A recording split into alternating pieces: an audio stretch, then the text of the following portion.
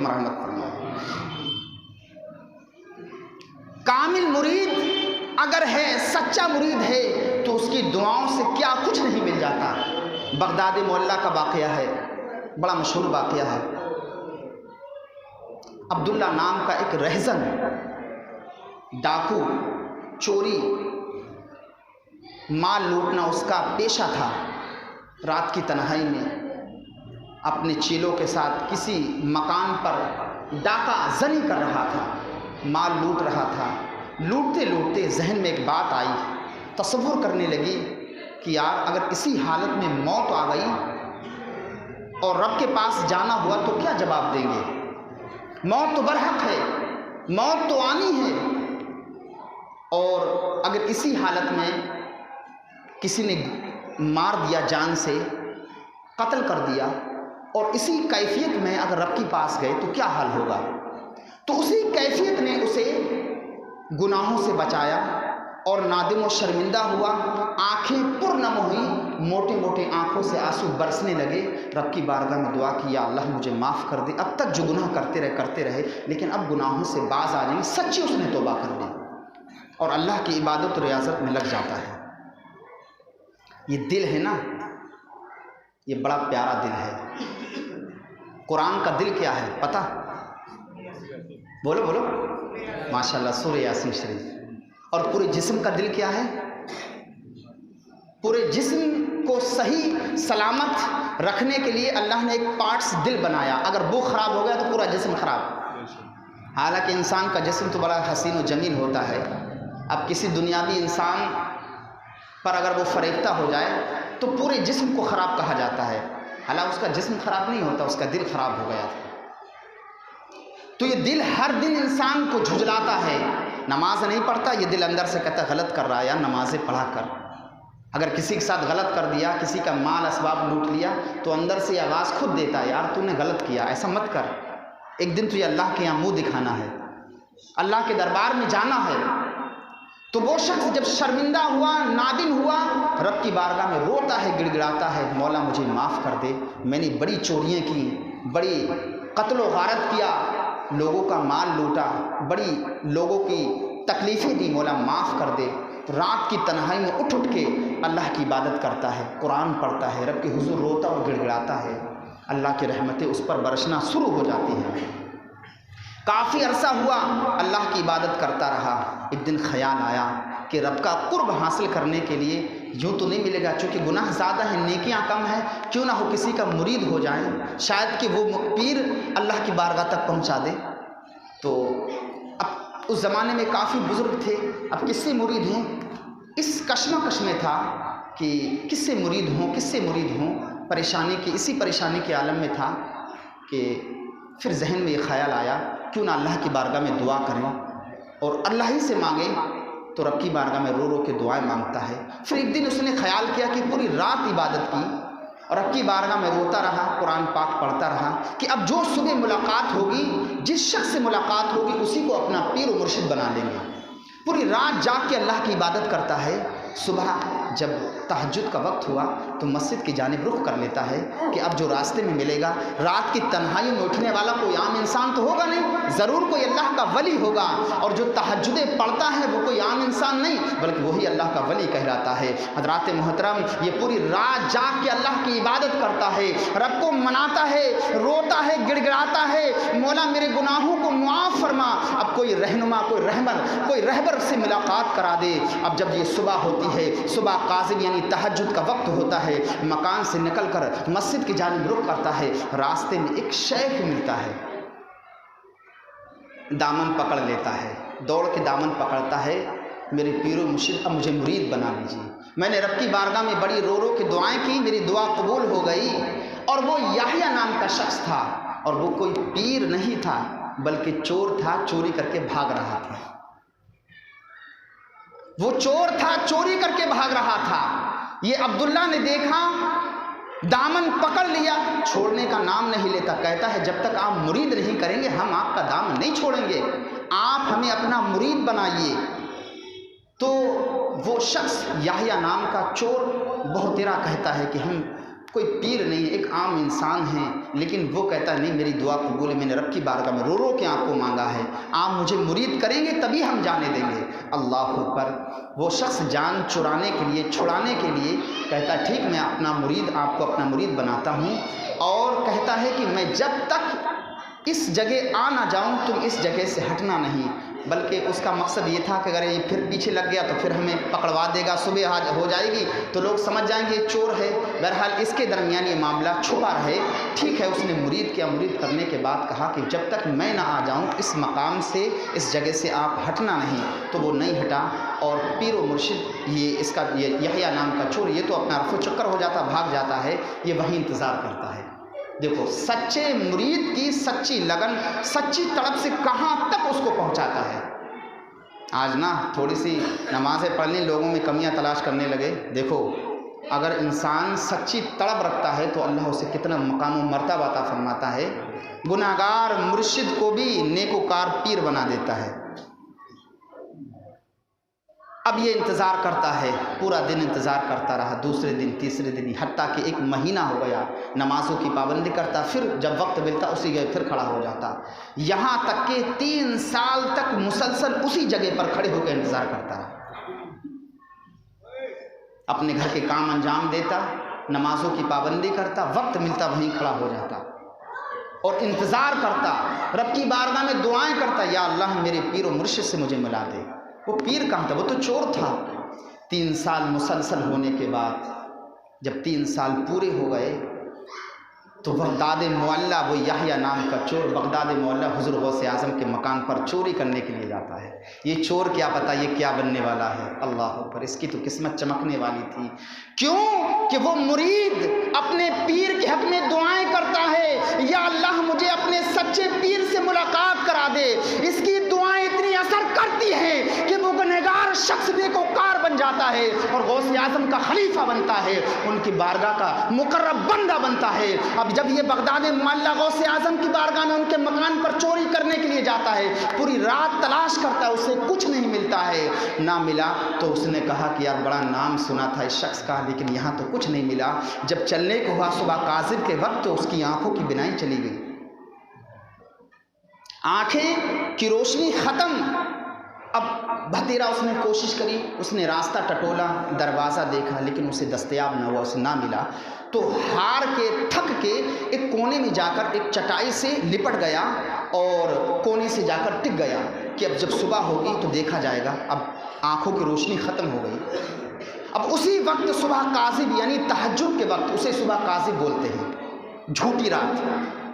اتنے میں حضرت خضر علیہ السلام تشریف لاتے ہیں اور سلام دعا ہوتا ہے اور کہتے ہیں کہ فلاں مقام پر ایک قطب کا انتقال ہو گیا ہے اور ابھی ایک قطب کی ضرورت ہے، آپ انتظام کریے۔ تو حضور غوث اعظم کہتے ہیں کہ صبح قطب کا انتظام ہو جائے گا۔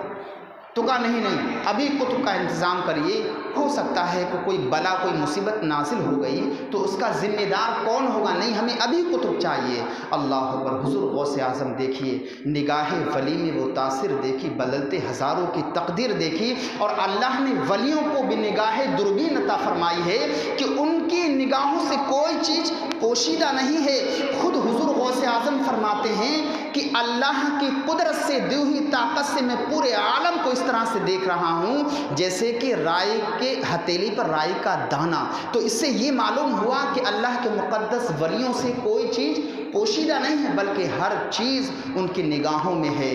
اور خود فرماتے ہیں اللہ کی حکومت تمام ملکوں پر میری ہے۔ تو کہتے ہیں خضر علیہ السلام سے کہ ٹھہرو، جاؤ اس کونے میں فلاں میرا مہمان ہے، اسے بلا کر پلا۔ وہ چور تھا یحییٰ نام کا، اللہ اکبر، اس کو بلا کر کے لاتے ہیں اور ایک نگاہ ڈالتے ہیں، ایسی نگاہ ڈالتے ہیں کہاں نہیں کسی نے نگاہ ولی میں وہ تاثیر دیکھی، بدلتے ہزاروں کی تقدیر دیکھی، ایک ایسی نگاہ ڈالی کہ وقت کا قطب ابدال بنا دیا، وقت کا ولی بنا دیا۔ اور اس کے بعد حضور غوث اعظم کہتے ہیں یحییٰ سن، جسے تم مرید بنا کے آیا ہے 3 سال سے تیرا انتظار کر رہا ہے، تجھے مانگ رہا ہے، تجھے طلب کر رہا، جا پہلے اسے مرید کرنا، اس کے بعد میں جا کے وہاں جہاں تیرا مقام ہے، جہاں تجھے بھیجا جا رہا ہے، وہاں دین کے परचम को लहराना। अल्लाह अकबर। एक ऐसी निगाह गौसे आज़म ने डाली कि उस चोर को वक्त का कुतुब, वक्त का अब्दाल बना दिया, वली बना दिया।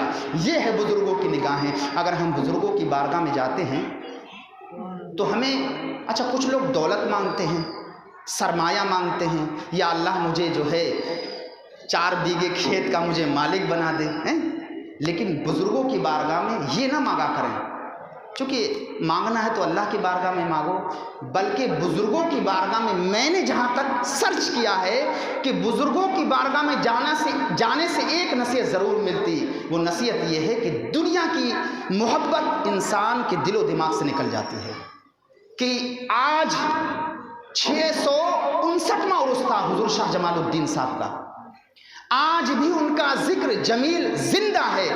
आप बच्चे बच्चे के लबों पर आप सुन सकते हैं कि शाह जमालुद्दीन शम्सुल आरफीन। हमारे मरने के बाद हमें कोई शायद किस साल के बाद कोई पूछे, लेकिन 2 साल जब गुजर जाएंगे कोई नहीं पूछेगा, सब भूल जाएंगे। लेकिन 600 सालें हो गई हैं, आज भी उनका नाम हर बच्चे के ज़ुबान पर जिंदा है और सारे बच्चे जानते हैं। शाह जमालुद्दीन का आप नाम लीजिए, इशारा कर देंगे, सामने दरगाह चले जाएंगे। तो कम से कम बुजुर्गों की बारगाह में जाने से ये तो मिलता है कि आखिरत की याद ज़रूर आती है। और सबसे बड़ी कामयाबी ये है इंसान के लिए कि आखिरत को याद कर ले, आखिरत की फ़िक्र कर ले। सबसे बड़ी दुनिया के अंदर इंसान के लिए कामयाबी है। और मैं समझता हूँ बुज़ुर्गों की बारगाह में जाने से यही शर्फ मिलता है कि जब वो कब्रों को देखता है, इर्द गिर्द और भी बुज़ुर्गों की कब्रें होती हैं, मज़ारें होती हैं, आम इंसानों की कब्र होती हैं, तो कम से कम उसके जहन में ये ज़रूर आता है जिस तरह से आज ये आराम कर रहे हैं अपनी अपनी कब्रों में, एक दिन हमें भी कब्र में जाना है। तो कम से कम यह तो दर्स मिलता है। तो बताइए बुज़ुर्गों की बारगाह में जाना चाहिए कि नहीं? अरे यार हाथ उठा के कहो, मैं दौलत नहीं मांग रहा हूँ। जाना चाहिए कि नहीं? सबसे असल ज़िंदगी क्या है? आखिरत की ज़िंदगी। अगर आखिरत की ज़िंदगी सवर जाए तो सबसे बड़ी कामयाबी है। तो बताइए जाना चाहिए कि नहीं? एक बार हाथ उठा के कह दो यार, मेरा दिल बाग बाग हो जाइए। सुभान अल्लाह, माशाअल्लाह। अल्लाह ताला आप सबको जो है इस पर अमल करने की, हम सबको इस पर अमल करने की तौफीक अता फरमाए। आमीन सुम्मा आमीन। हज़रात मोहतरम, अभी वक्त 5 मिनट हैं आपके। दुरूद पाक पढ़िए। अल्लाहुम्मा सल्ली अला सैयदना व नबिय्यना व मौलाना मुहम्मदिन व बारिक वसल्लम सल्लल्लाहु अलैहि वसल्लम सलातु व सलामुन अलैका या रसूलुल्लाह सल्लल्लाहु तआला अलैहि वसल्लम। ख्वाजा कुतुबुद्दीन बख्तियार काकी रहमतुल्लाहि तआला अलैह फरमाते हैं कि ख्वाजा उस्मान हारूनी के मुरीदों में सबसे अफजल व आला अगर कोई मुरीद है तो ख्वाजा हसन चिश्ती अजमेरी संजरी यानी गरीब नवाज। आपसे बेहतर कोई मुरीद आपका ना था। और हमेशा आप कहा करते थे कि मेरा हसन मोइनुद्दीन अल्लाह का महबूब है, अल्लाह का खलील है। हमें अपने हसन पर नाज भी है, अपने हसन पर फ़ख्र भी है। और अगर बरोज़े क़यामत अल्लाह सवाल करेगा कि ए उस्मान तू क्या लाया है, तो अपने हम मोइनुद्दीन को रब की बारगाह में पेश कर देंगे। बेआइन ही यही फ़िक्र लाहिक रहती थी, और जो जिसे ये फ़िक्र लाहिक रहे वही अल्लाह का बंदा, सच्चा बंदा कहलाता है। सैयद आले रसूल हुजूर महारारा शरीफ के अंदर जो आला हज़रत के पीर व मुर्शिद हैं, एक दिन अपने राज की बात पेश करते हैं। राज की बात दिल में होता नहीं होता कि ए मुरीदो, एक राज की बात है, मैं आपके दरमियान बयान करता हूँ कि हमेशा एक फ़िक्र लाहिक रहती थी। तो लोगों ने पूछा हुजूर क्या फ़िक्र? होता नहीं होता कि फ़िक्र ये रहती कि हमारे बाद हमारा जानशीन कौन बनेगा। लोग ये समझ रहे थे, लोग ये समझ रहे थे कि हमारे बाद हमारा जानशीन कौन बनेगा, और इस सल्तनत का मालिक और इस गद्दी का मालिक कौन होगा। तो कहा नहीं, ये फ़िक्र नहीं है, बल्कि मुझे हमेशा आखिरत की फ़िक्र सताती है कि अगर मैं दुनिया से गया, मेरा रब पूछेगा कि ए आले रसूल तू क्या लाया है, तो मैं क्या जवाब दूंगा। तो कहते हैं कि अल्लाह ने वो मेरी फ़िक्र दूर कर दी। तो लोगों ने पूछा हुजूर वो फ़िक्र कैसे दूर हो गई? तो कहते हैं कि अल्लाह ने वो मेरी फ़िक्र जब से दूर कर दी जब से अहमद रज़ा मुझसे मुरीद हुए हैं। अल्लाह अकबर। आपका ये मामूल था कि जब भी कोई मुरीद होने आता आपके पास तो आप फ़ौरन मुरीद नहीं करते, بلکہ 40 دن تک مسلسل آپ نمازوں کی تلقین کرتے، نمازیں پڑھو، رات کو اٹھ کے تہجد پڑھو، قرآن کی تلاوت کرو۔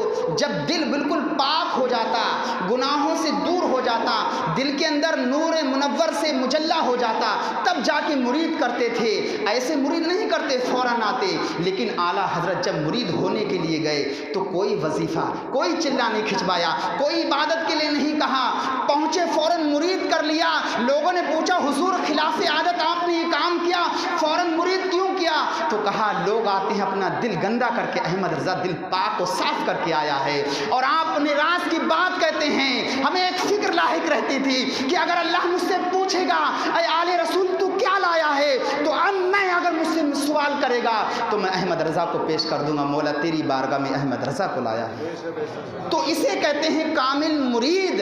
ارے ایسے مرید بنو کہ آپ کا پیر آپ پر فخر کرے، جیسے کہ خواجہ عثمان ہارونی اپنے پیر حضور خلیل نواز پر ناز فخر کیا کرتے تھے، کہتے تھے میرا معین الدین حسن اللہ کا محبوب ہے، مجھے اپنے معین الدین پر ناز بھی ہے، اپنے معین الدین پر فخر بھی ہے۔ اللہ رب العزت کی بارگاہ میں دعا ہے مولا تعالی ہم سب کو سچا مرید بننے کی توفیق عطا فرمائے، اور پیر و مرشد نقش قدم پر چلنے کی توفیق عطا فرمائے، نمازوں کی پابندی کرنے کی توفیق عطا فرمائے، بالخصوص گناہوں سے بچائے، اور پیر کے نقش قدم پر چلنے کی توفیق عطا فرمائے۔ آمین ثم آمین۔ السلام علیکم ورحمۃ اللہ وبرکاتہ۔ وما علینا الا البلاغ۔